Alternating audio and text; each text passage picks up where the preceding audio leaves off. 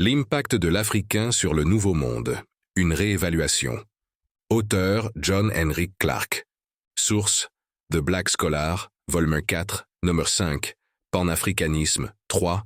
Les Caraïbes, février 1973, page 32-39. Publié par Paradigm Publishers. L'impact de l'Africain sur le Nouveau Monde. Une réévaluation. La présence précolombienne des Africains dans ce que l'on appelle le Nouveau Monde a longtemps été un sujet de spéculation. Un examen honnête des anciennes et des nouvelles preuves relatives à ce sujet mettra fin à toutes les spéculations.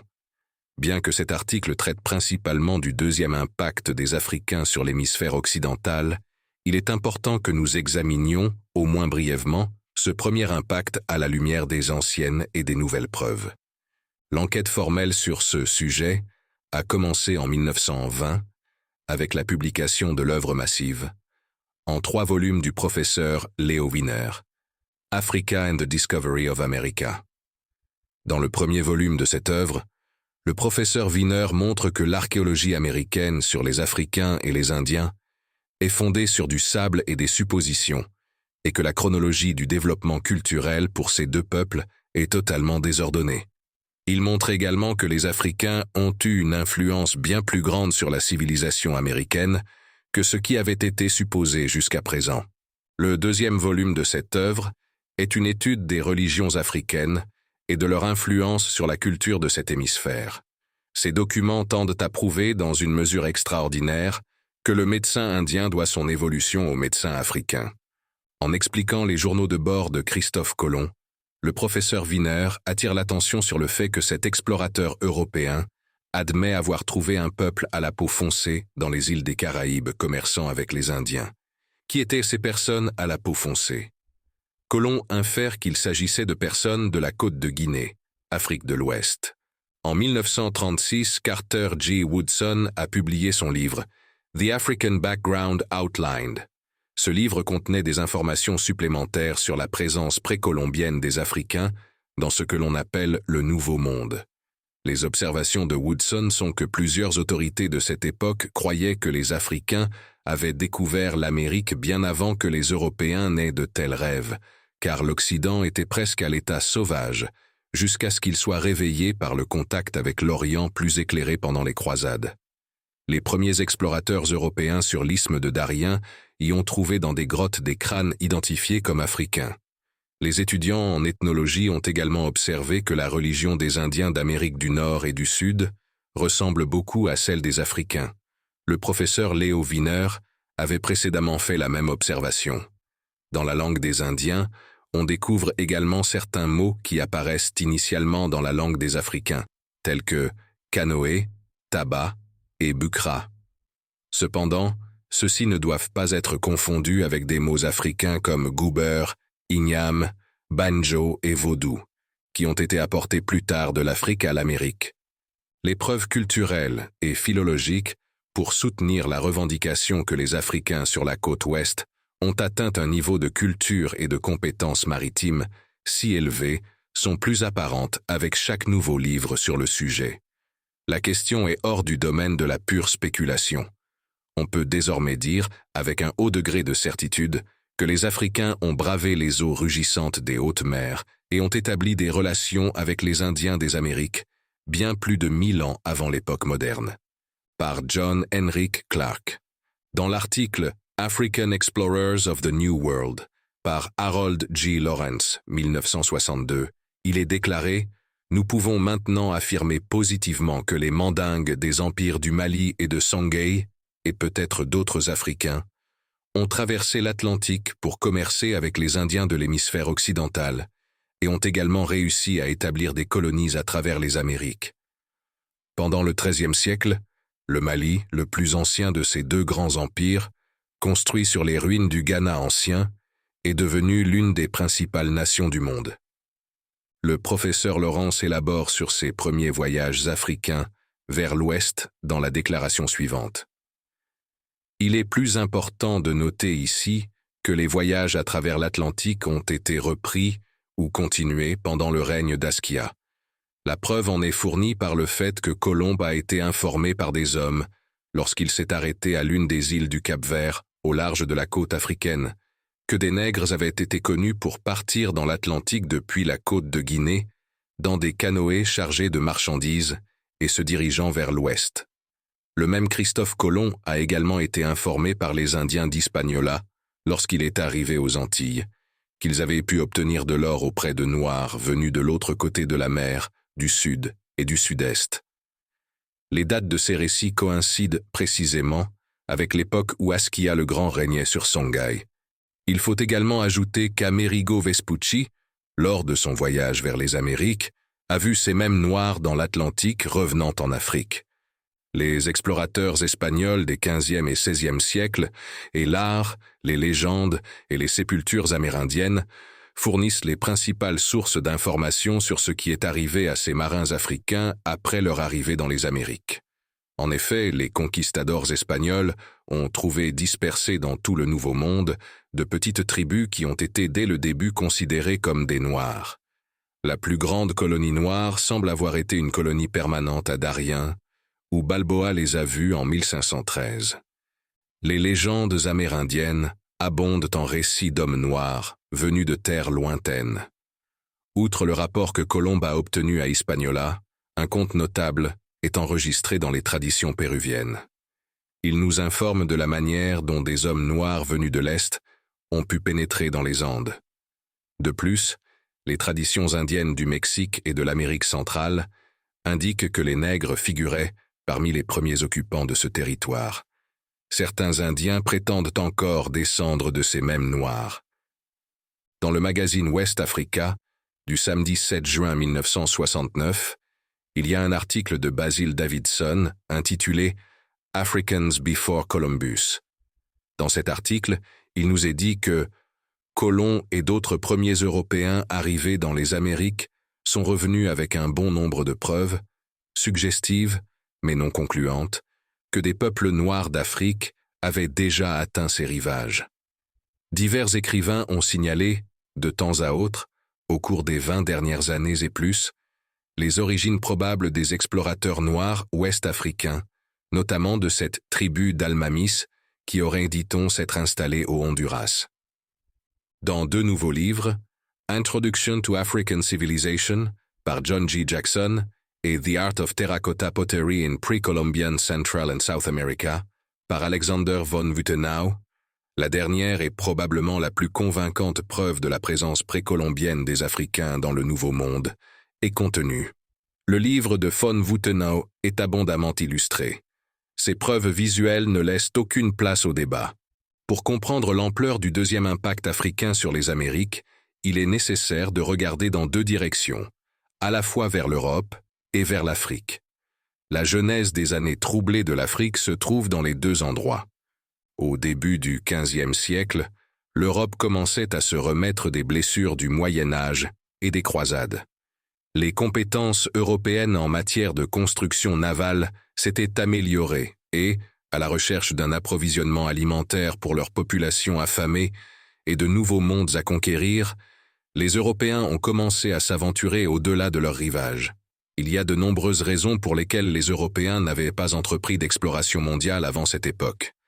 Leurs navires étaient petits et peu sûrs pour de longs voyages en mer. Des rames étaient parfois utilisées pour propulser ces navires, et le résultat de tous les voyages dépendait en grande partie du vent. Il n'y avait pas de bonnes cartes ni d'instruments pour guider les marins à travers des eaux inconnues. À cette époque, la plupart des Européens ignoraient la forme du monde, et certains d'entre eux pensaient qu'il était plat. Les Portugais ont entrepris de réfuter cela et, vers le milieu du XVe siècle, ils ont commencé à commercer avec les habitants de la côte ouest de l'Afrique, à laquelle ils ont donné le nom de Guinée, d'après l'empire soudanais du Ghana. Au début, ils commerçaient principalement de l'or, mais avant longtemps, ils ont également commencé à prendre des esclaves. Des troubles sociaux et politiques ont commencé à se développer parmi certaines des nations d'Afrique de l'Ouest, à l'époque où l'Europe retrouvait sa force et un certain degré d'unité. Les premiers Européens à visiter la côte ouest de l'Afrique n'ont pas eu à se frayer un chemin par la force. Ils sont venus en tant qu'invités et ont été traités en tant qu'invités. Plus tard, ils ont décidé de rester en tant que conquérants et marchands d'esclaves. Pour obtenir une position suffisamment forte pour atteindre ces ambitions, ils ont commencé à prendre parti dans les disputes familiales africaines, fournissant très souvent à la famille ou à la tribu qu'ils favorisaient des armes et utilisant leurs favoris comme chasseurs d'esclaves. Un certain nombre de nations africaines se sont lancées dans la traite des esclaves pour acheter des armes à feu et d'autres articles manufacturés européens. D'autres ont été forcés de capturer des esclaves ou de devenir des esclaves elles-mêmes. Les Européens ne sont pas venus en Afrique initialement pour trouver des esclaves. Pendant des années, ils avaient entendu des histoires sur les grandes richesses de l'Afrique. Lors de la bataille de Ceuta contre les musulmans en 1416, le prince Henri le Navigateur, comme il fut plus tard connu, qui était le prince Henri du Portugal, a entendu parler de la prospérité de Tombouctou et de la richesse des grands États le long de la côte ouest de l'Afrique. Il a également entendu des histoires sur un grand roi chrétien africain nommé Prester John. Avant la fin du XVe siècle, les marins portugais avaient appris la forme générale du continent africain. Ils commerçaient régulièrement avec des pays africains à partir de 1471. Des forts ont été construits le long de la côte ouest de l'Afrique de l'Ouest. Le plus célèbre de ces forts, encore existant, est le château d'Elmina dans l'actuel Ghana. Ce fort a été commencé en 1482 par un capitaine portugais, Don Diego d'Azambuja. En raison des grands profits réalisés par les Portugais dans leur commerce dans ce pays, ils l'ont appelé la Côte de l'Or. Pendant la seconde moitié du XVe siècle, le nationalisme européen se reflétait dans l'expansion du commerce des esclaves et des biens manufacturés. Le mariage de la reine Isabelle et du roi Ferdinand a donné à l'Europe l'unité nécessaire pour chasser les morts. L'Espagne et le Portugal devenaient tous deux de puissantes nations méditerranéennes. En 1488, Bartolomeo Dias avait contourné la pointe sud de l'Afrique. Environ 10 ans plus tard, un autre marin portugais, Vasco da Gama, a navigué au-delà du point atteint par Dias. Avec l'aide d'un pilote arabe, Vasco da Gama a atteint l'Inde en 1498. Pour l'Europe, la porte du vaste monde de l'Asie était ouverte. L'histoire de la traite des esclaves africains est essentiellement l'histoire des conséquences de la deuxième montée de l'Europe. Entre le passage de l'Empire romain au 8e siècle et l'unification partielle de l'Europe à travers le cadre de l'Église catholique au 15e siècle, les Européens étaient principalement engagés dans des affaires internes. Avec l'ouverture du Nouveau Monde et l'expulsion des Maures d'Espagne pendant la seconde moitié du 15e siècle, les Européens ont commencé à s'étendre au-delà de leur patrie dans le monde plus large. Ils cherchaient de nouveaux marchés, de nouveaux matériaux, de nouvelles forces de travail et de nouvelles terres à exploiter. La traite des esclaves africains a été créée pour accompagner cette expansion. La base de la révolution industrielle européenne avait déjà été établie. Ils avaient déjà créé une technologie embryonnaire, y compris l'arme à feu. Dans les années qui ont suivi, ils ont également utilisé d'autres avantages, principalement une grande flotte de navires et des soldats et marins de fortune sans attache sentimentale aux peuples non européens, pour prendre le contrôle de la majeure partie du monde. En faisant cela, ils ont détruit un grand nombre de nations et de civilisations plus anciennes que celles d'Europe. Le principal problème des Africains, dans leur relation avec les Européens au cours de cette période initiale, était la tragique naïveté des Africains. Ils n'avaient jamais traité de manière extensive avec ce genre de personnes. Ils venaient d'une société où la nature était clémente. La nature leur fournissait suffisamment de nourriture, de terre et des choses de base dont ils avaient besoin pour vivre une vie plutôt bonne. Ces anciennes sociétés africaines étaient régies par l'honneur et l'obligation. La terre ne pouvait être ni achetée ni vendue. Il n'y avait pas de combat pour la propriété de la terre. La terre appartenait à tout le monde. L'Européen, venant d'une société où la nature était plutôt avare et où il devait se battre avec son frère pour son petit déjeuner, sa terre et sa femme, avait acquis une nature compétitive avec laquelle l'Africain ne pouvait pas faire face. Pour justifier la destruction de ces sociétés africaines, un monstre qui hante encore nos vies a été créé. Ce monstre était le racisme.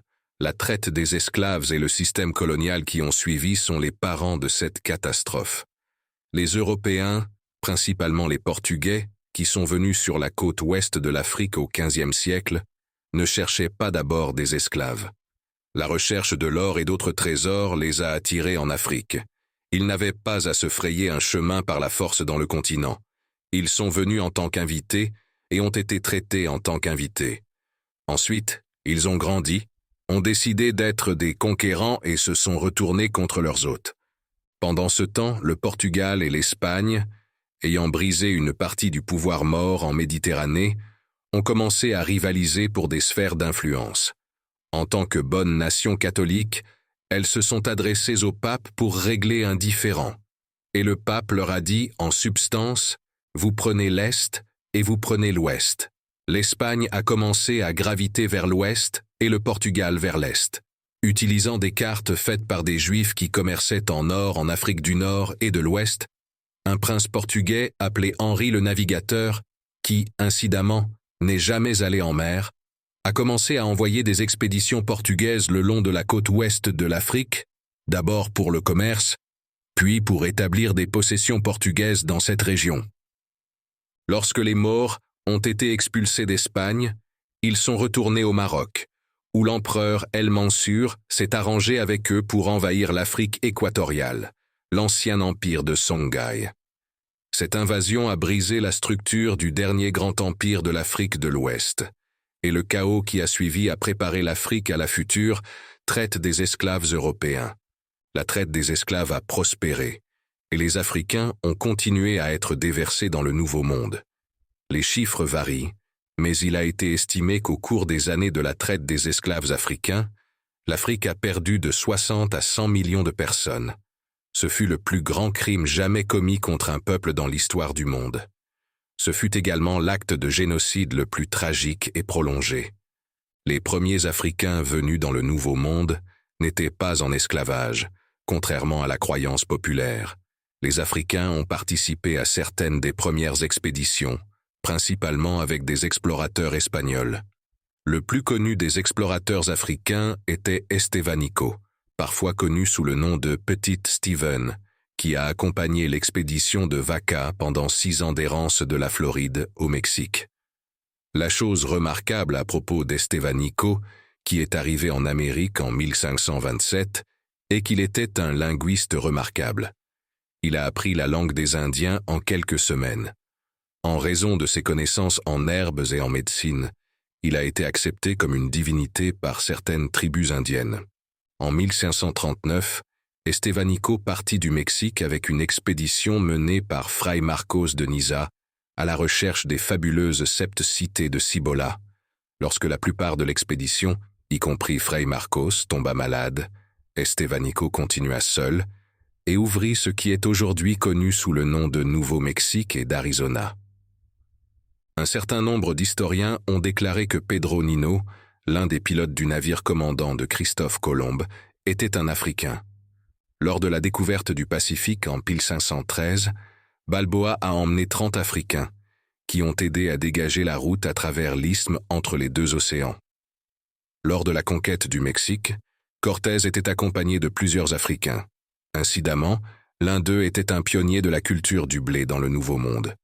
Lors de l'exploration du Guatemala, du Chili, du Pérou et du Venezuela, les Africains sont arrivés près d'un siècle avant qu'ils ne réapparaissent en tant qu'esclaves à Jamestown, en Virginie, en 1619. Ainsi, les Africains étaient des contributeurs majeurs à la création du Nouveau Monde, et ils ne sont pas venus les mains vides culturellement. Beaucoup d'Africains apportés dans le Nouveau Monde possédaient des compétences telles que la métallurgie, le travail du cuir et la menuiserie. Avant le démantèlement de la structure sociale des États d'Afrique de l'Ouest tels que le Ghana et le Songhai, et les conflits internes qui ont rendu possible la traite des esclaves, de nombreux Africains, en particulier les Africains de l'Ouest, vivaient dans une société où la vie universitaire était assez courante et les érudits étaient vénérés. À cette époque de l'histoire de l'Afrique de l'Ouest, L'université de Sankore à Tombouctou était florissante, et son grand chancelier, le dernier des érudits monumentaux d'Afrique de l'Ouest, Ahmed Baba, régnait sur l'université. Un grand érudit africain, il a écrit 47 livres, chacun sur un sujet distinct. Il a reçu toute son éducation en Afrique. En fait, il n'a quitté le Soudan occidental que lorsqu'il a été exilé au Maroc pendant l'invasion en 1594. Mon point est le suivant. Il existait en Afrique, avant le début de la traite des esclaves, une manière de vivre culturelle qui, à bien des égards, était égale, sinon supérieure, à de nombreuses cultures existant alors en Europe. Et la traite des esclaves a détruit ces cultures et créé un dilemme dont l'Africain n'a pas pu se sortir jusqu'à ce jour. Dans le passé des Africains, il y avait des dirigeants qui étendaient des royaumes en empires, de grandes armées qui soumettaient des nations entières, des généraux qui faisaient progresser la technique de la science militaire, des érudits dotés de sagesse et de clairvoyance, et des prêtres qui parlaient de Dieu gentils et forts. Mais avec l'arrivée des Africains dans le Nouveau Monde, tous les efforts ont été faits pour détruire leur mémoire d'avoir jamais fait partie d'un peuple libre et intelligent. Le plus grand destructeur de la culture africaine, le plus grand exploiteur de l'Africain, fut le système des plantations du Nouveau Monde. L'Africain a été transformé en quelque chose appelé un nègre. Il a été dégradé. C'est ce qui est tragiquement unique dans le système esclavagiste africain.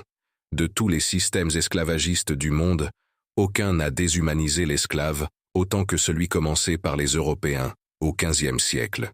Utilisant l'Église comme justification, ils ont commencé à établir des mythes qui excluaient presque toujours l'Africain de l'histoire humaine, à commencer par la classification de l'Africain comme un être inférieur. La justification de l'Église catholique pour l'esclavage était que l'Africain était amené sous la direction de la chrétienté et qu'il recevrait éventuellement ses bénédictions. Le raisonnement était que l'esclavage était une bénédiction pour l'Africain. Ce n'était pas le cas. Il y avait plusieurs systèmes esclavagistes concurrents dans le Nouveau Monde. Pour comprendre les effets de ces divers systèmes sur la personnalité des Africains, nous devons les examiner individuellement. À Cuba et en Haïti, souvent les Africains étaient majoritaires dans la population. C'est également vrai pour certaines parties du Brésil. Par conséquent, le système fonctionnait différemment dans ces régions. Et bien que ce fût toujours l'esclavage, l'Africain avait une certaine mobilité culturelle. En Amérique du Sud et dans les Antilles, le maître d'esclaves n'interdisait pas le tambour africain, les ornements africains, la religion africaine ou d'autres choses chères à l'Africain, rappelées de son ancienne façon de vivre. Cela permettait une forme de continuité culturelle parmi les esclaves des Antilles, de Cuba et d'Amérique du Sud, qui n'existait pas aux États-Unis. Dans la région portugaise, dans les Antilles, et souvent en Amérique du Sud, le propriétaire de la plantation achetait un chargement ou un demi-chargement de navires d'esclaves. Ces esclaves venaient généralement des mêmes régions d'Afrique et parlaient naturellement la même langue et avaient la même culture de base. Les familles, en général, étaient maintenues ensemble. Si un esclave sur une île était vendu à un propriétaire de plantation à l'autre bout de l'île, il pouvait encore marcher pour voir ses proches. Cela permettait une forme de continuité culturelle parmi les esclaves en Amérique du Sud, à Cuba et en Haïti, qui rendait plus tard leur révolte plus réussie que les révoltes aux États-Unis. Aux États-Unis, dans la lutte pour détruire chaque élément de culture des esclaves, le système était cruel. Aucun autre système n'a fait autant pour dégrader la personnalité de l'esclave, nier sa personnalité ou vendre sans pitié des membres de la famille loin les uns des autres. Le système esclavagiste américain fonctionnait presque comme le système de courtage américain. Si une personne achetait 20 esclaves au début de la semaine et se trouvait à court d'argent à la fin de la semaine, elle pouvait, si le prix était correct, en vendre 10. Ces 10 pouvaient être revendus en quelques jours. La famille, l'entité la plus significative dans la vie africaine, était systématiquement et délibérément détruite. Mais en Amérique du Sud, l'esclave parvenait à rester dans son groupe et préservait donc une partie de sa continuité culturelle. Malgré ces obstacles drastiques, les Africains dans les Amériques, y compris aux États-Unis, ont apporté une contribution significative à la préservation des pays où ils étaient esclaves. Un autre aspect négligé de l'Africain dans le Nouveau Monde est le rôle des femmes africaines. Comparativement peu de femmes blanches ont été amenées dans le Nouveau Monde au cours des 100 premières années. De nombreuses familles du Nouveau Monde sont issues de la cohabitation entre le maître d'esclaves blanc et la femme africaine.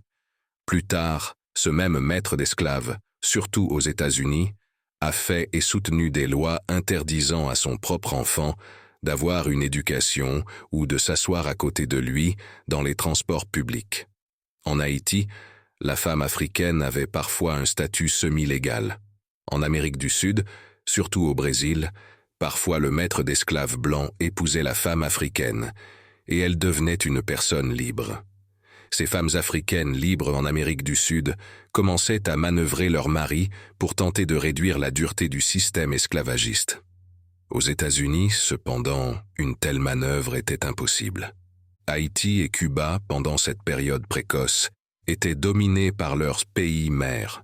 Des guerres ont éclaté dans ces pays pour les libérer de leurs maîtres européens. Les Africains ont apporté une contribution significative à la libération précoce de Cuba, d'Haïti et d'autres régions d'Amérique du Sud. Ils ont combattu avec Simon Bolivar pour la liberté de l'Amérique du Sud et ont combattu vaillamment pour libérer Haïti de la domination française.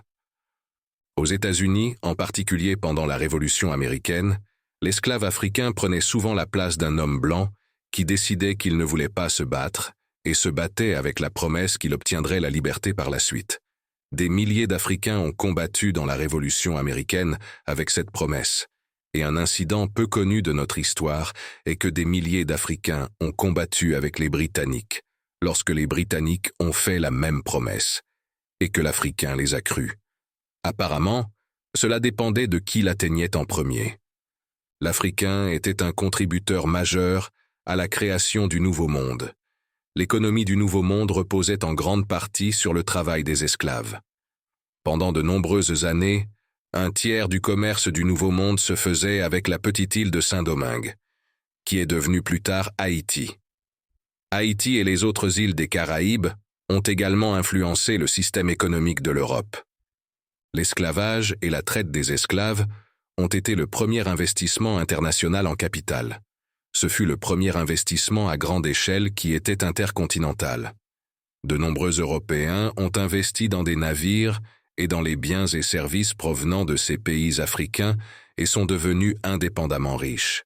Mais les révoltes d'esclaves ont continué. À la fin du XVIIe siècle, le tableau de l'esclavage a commencé à changer radicalement. La nécessité économique, et non le préjugé racial, a initialement dirigé la traite des esclaves africains vers le Nouveau Monde. Dès 1663, un groupe d'esclaves s'est joint à un groupe de serviteurs blancs sous contrat dans une révolte. Certains esclaves ont pris la version chrétienne de la Bible au pied de la lettre et ont cru que Dieu voulait qu'ils soient des hommes libres. Des esclaves comme Gabriel Prosser en Virginie, qui a dirigé une révolte de 40 000 esclaves en 1800. En 1822, à Charleston, en Caroline du Sud, un charpentier nommé Denmark Vesey a planifié l'une des révoltes d'esclaves les plus étendues jamais enregistrées, mais il a été trahi et mis à mort avec beaucoup de ses partisans. Et en 1831, Nat Turner a dirigé la plus grande révolte d'esclaves jamais survenue en Virginie. Les esclaves n'ont jamais accepté leurs conditions passivement. Dans son livre American Negro Slave Revolts, le docteur Herbert Aptheker enregistre 250 révoltes d'esclaves. L'esclave africain dans les Amériques, en plus de contribuer à la liberté et à l'économie de ces pays, a apporté une contribution majeure à sa propre liberté. Dans l'histoire de la montée et de la chute des grands États africains, et par la suite de la traite des esclaves, nous essayons de traiter de quelque chose de beaucoup plus grand que l'histoire elle-même. Nous essayons de traiter d'une situation ancienne et d'une situation nouvelle, et de répondre à la demande actuelle d'histoire noire et de pouvoir noir. Notre point principal est le suivant. Les Africains qui sont devenus esclaves aux États-Unis ont été beaucoup de choses dans l'histoire, bonnes et mauvaises. Ils ont régné sur de grandes nations et ont détruit de grandes nations. Ils sont profondément humains, et ils ont joué tous les rôles dans le drame humain, du saint au bouffon. L'esclavage ne représente pas la somme totale de notre histoire. De plus, pour comprendre l'Africain dans le Nouveau Monde, il est nécessaire de regarder honnêtement l'Africain. Il est encore plus nécessaire que nous regardions honnêtement les interprétations du rôle que les Africains ont joué dans la formation du destin de cet hémisphère. Il y a eu beaucoup de romances et de pure absurdité venant de nombreux interprètes qui ont été acceptés depuis longtemps sur le plan académique. Il est grand temps de poser des questions sérieuses sur leurs interprétations et le concept de système d'esclavage doux, en particulier au Brésil. Par exemple, Frank Tannenbaum interprète Gilberto Freyre comme signifiant « La colonisation de l'hémisphère occidental par des peuples venant d'Europe et d'Afrique était une aventure à grande échelle, impliquant des peuples divers, des cultures variées, des millions d'êtres humains et des centaines d'années. L'élément commun était le Nouveau Monde. Ses caractéristiques physiques et ses types culturels étaient étrangement dissemblables. Mais l'étudiant discerne de nombreux designs analogues, façonnés par les nouveaux venus alors qu'ils s'établissaient dans des régions étranges et inexplorées. Il est donc naturel pour Gilberto Freyre de tirer des similitudes révélatrices entre l'histoire du Brésil et celle des États-Unis. Puis Tannenbaum poursuit en disant « Comme tout ce qu'il écrit, ce volume a une fraîcheur et une lucidité qui dotent le lecteur d'un aperçu et d'une compréhension des complexités de la vie et du travail apporté par l'homme dans son nouveau monde. » Freyre trouve dans le développement du Brésil, par exemple, l'impact de la frontière et la domination de la plantation si typique de notre propre Sud. La disparité, implicite plutôt qu'exprimée dans l'étude, est la position divergente du nègre dans les deux zones. Pour le nègre, et surtout le mulâtre, avait accès à la culture du Brésil et un rôle dans la vie sociale, inconnu aux États-Unis. En politique, dans les arts et dans la société, le mulâtre trouvait la porte entr'ouverte même si elle n'était pas totalement ouverte, et un milieu social nettement différent est apparu. Même sous l'Empire, le nègre et le mulâtre, et socialement les femmes mulâtres attirantes, trouvaient une acceptation impensable dans le paysage nord-américain. Freyre cite de Eubank cette image révélatrice. « J'ai croisé des dames noires en soie et en bijoux, avec des esclaves masculins en livrée derrière elles. Aujourd'hui, l'une d'elles est passée devant en calèche, accompagnée d'un valet en livrée et d'un cocher. Plusieurs ont des maris blancs.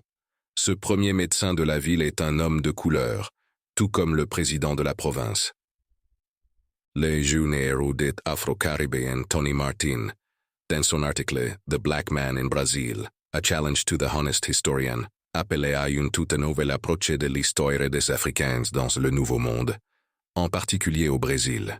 Il ouvre son article en disant « Beaucoup de réécriture de l'histoire noire devra être faite au cours des prochaines années si une véritable image de l'expérience de l'homme noir dans le Nouveau Monde doit émerger un jour. L'un des domaines où le plus de violence a été fait aux preuves disponibles est le Brésil, où une foule de voyageurs et d'historiens, beaucoup d'entre eux membres très estimés de leur profession, ont au fil des ans tissé une toile de mystification non-sensique autour du concept de traitement doux des esclaves au Brésil, par opposition au traitement dur infligé aux malheureux noirs qui se sont retrouvés aux Antilles ou en Amérique du Nord.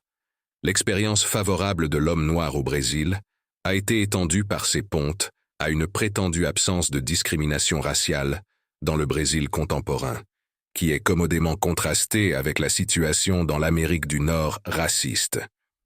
Pour expliquer ces différences, des explications ont été recherchées dans les prétendues influences amélioratrices de l'Église catholique, la propension portugaise à violer la virginité des femmes noires, les résidus de sang noir circulant dans les veines portugaises, les reliques de la conquête mort, et l'espèce différente d'Africains qui a trouvé son chemin vers le Brésil. Le facteur déterminant dans la survie économique et culturelle du Nouveau Monde était l'Africain. Son travail a développé le système de plantation qui a jeté les bases du système économique que nous appelons le capitalisme. L'Africain se tient de nouveau à la porte du Nouveau Monde. Cette fois, il ne demande pas d'acceptation ou d'intégration. Il insiste et exige d'être un participant à l'instauration d'un nouvel ordre social. La réaction à sa demande déterminera l'avenir de cet hémisphère et influencera le destin de toute l'humanité.